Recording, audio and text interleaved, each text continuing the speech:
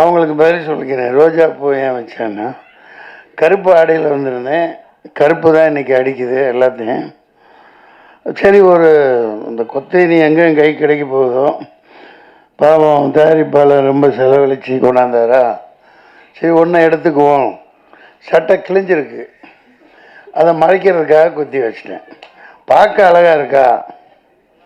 நீங்கள் ஹீரோயினி இடுப்பை தான் பார்ப்பீங்க, எனக்கு தெரியும். ஏன்னா அங்கே தான் தகன்னு மின்னுது, கையிலையும் மின்னுது பாரு வளையல். நன்றி. யாவருக்கும் வணக்கம். மக்கள் தொடர்பாளர் சுரேஷ், சதீஷ், கவிதா தொகுப்பாளினி மற்றும் தேவராஜ் பத்திரிகையாளர், எல்லாருமே, அனைத்து தாளிகையாளர்கள், பார்வையாளர்கள், திரைப்பட சுவைஞர்கள், இந்த படத்தின் தயாரிப்பாளர் அமெரிக்காவிலிருந்து வந்து எடுத்திருக்காங்க இல்லையா, அமெரிக்காவில் குமார் அவர்கள், மற்றும் இயக்குனர் அறிவழகன், ஈரம் பட இயக்குனர் அறிவழகன். ஈரமெல்லாம் மிகப்பெரிய ஒரு பாதிப்பை, தாக்கத்தை தமிழ் திரைப்படத்தில் ஏற்படுத்திச்சு. அமைதியாக உட்கார்ந்துருக்காங்க. அவர்கிட்ட கௌதம்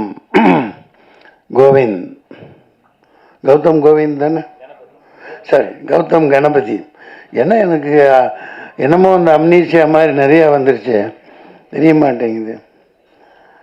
மற்றும் புதுமுக இசையமைப்பாளர் மனோஜ், ஆர்ட் டைரக்டர். நல்லா போட்டிருந்தீங்க, செட்டு மாதிரியே தெரில.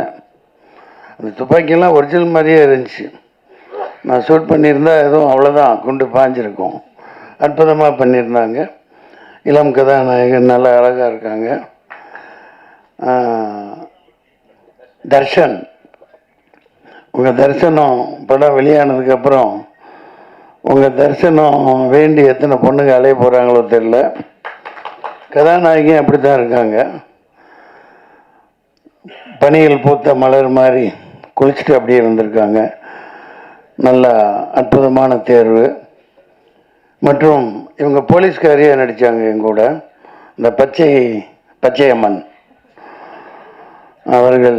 அம்மா பேர் ரம்யா மேடம். ஐயா என்ன பண்ணீங்க? சிரிக்கக்கூடாது ஐயா, திடீர்னு கூப்பிட்றாங்க, என்ன தப்பாக எடுத்துக்கூடாது. அவங்கள பாராட்டணும், பேர் சொல்லாம விட்டால் தப்பாயிடும். இசையமைப்பாளர் நல்ல எங்காக இருக்கார். இந்த கருப்பு படத்துலேயும் ஒரு அபயங்கர்னு ஒரு பையன், சின்ன பையன் தான், இதே மாதிரி தான்.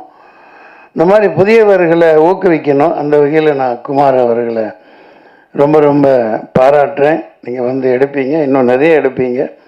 இந்த அப்டேட் பிக்சர்ஸ் அப்டேட்டாக அடித்து தள்ளிட்டு போயிட்டே இருக்கும். இன்னும் சண்டை காட்சி நிபுணர்கள்லாம் விட்டுட்டேன். ராம்போ ராஜ்குமார்கிட்ட ஒர்க் பண்ண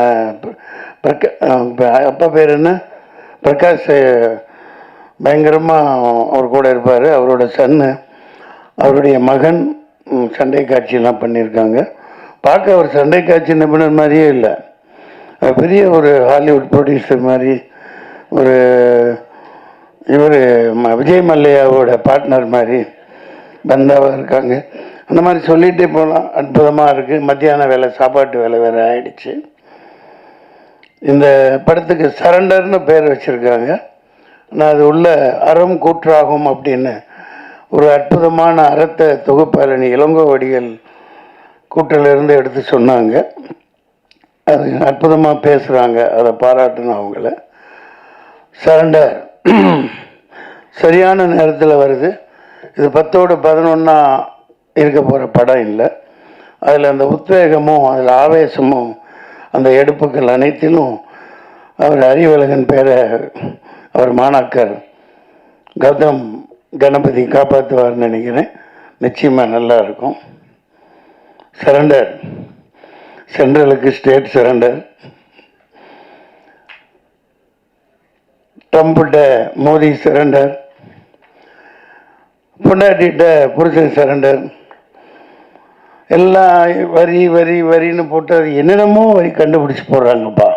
இந்த நிர்மலா சீதாராமன் மேடம் எங்கே தான் கற்றுக்கிட்டு வந்தாங்களோ தெரில, சட்டியே பவுத்து விட்டுருவாங்க போல். எல்லாம் இருக்கிற எல்லாத்தையும் அந்த வரி இந்த வரி லொட்டு வரி லொஸ்கு வரி இன்கம் டேக்ஸ் கட்டுறோம், கமர்ஷியல் டேக்ஸ் கட்டுறோம், அப்புறம் என்ன ஜிஎஸ்டி, அப்புறம் ஸ்டேட்டு சென்ட்ரலு எல்லாம் ஒன்றுக்கு 4 முறையிலையும் வசூலை பண்ணி மக்கள்கிட்ட எல்லாத்தையும் அவுத்துட்டு விட்டுறதுனால மக்கள் எல்லாம் கவர்மெண்ட்டுக்கு சரண்டாக இருக்காங்க. அதனால் இந்த தேர்தலில் ஒரு மாற்றமும் புரட்சியும் வெடிக்கணும் இந்த படம். அதுக்கு ஒரு முத்தாய்ப்பாக அமைன்னு நினைக்கிறேன். இனிய மத்தியான வேலை உங்களை சந்தித்ததில் மகிழ்ச்சி. எதுவும் பிரியாணி போடுறீங்களா? சாப்பிட்டீங்களா? அதுக்கு இல்லை கேட்டேன். மத்தியான வேலையாச்சே முடிஞ்சு போனவுன்னா சாப்பிட்ணுமே மக்கள், அதெல்லாம் போடுவாங்க. உங்களை சந்தித்ததில் மகிழ்ச்சி. இதில் நான் எனக்கு என்ன பிரச்சனைன்னா 2 நிமிஷம் எடுத்துக்கலாம். எனக்கு போவேன், என் மேனேஜர் சொல்லுவான் இங்கே ஷூட்டிங்க இந்த இது அவ்வளோதான். நான் யார் என்னென்ன பார்க்க மாட்டேன். அதனால தான் கொஞ்சம் அந்த அறிவலகனை பார்த்து எனக்கு அடையாளம் தெரியல சொல்கிறது இல்லையா. நான் பாட்டுக்கு நடிப்பாச்சே முடிச்சுட்டு நான் பாட்டுக்கு வண்டியில் உட்காந்து போயிட்டே இருப்பேன். அப்படி பழகிட்டோம் இவ்வளோ வரைக்கும். அதனால் பல இழப்புகளை நான் சந்திச்சிருக்கேன். பட்டு நம்ம அதிகமாக லோடு எடுத்துக்க முடியாது இல்லையா. அந்த வகையில் இப்போது பல படங்கள் வந்துக்கிட்டே இருக்குது. ஒரே மூஞ்சி போர் அடிக்கிற பெரிய ஹீரோன்னு போட்டு ஒரு ஆளுகளவே சளிப்படைகிற மாதிரி படங்கள் வந்துட்டுருக்கு. அது தவறு இல்லையா. மக்களே வெறுப்படைகிறாங்க. என்னடா இவன் படத்தை போய் எத்தனை தடவை பார்க்குறது, வேறு நடிகனே குணம்பாக்கத்தில் இல்லையா அப்படின்னு. அதனால் நீங்கள் சரியான தேர்வு யங்ஸ்டர்ஸை ஊக்குவிக்கணும். கதைகளே அந்த மாதிரி பயங்கரமாக செலவழித்து எடுத்திருக்கீங்க. இந்த படம் மிகப்பெரிய வெற்றி அடையும். நன்றி, வணக்கம்.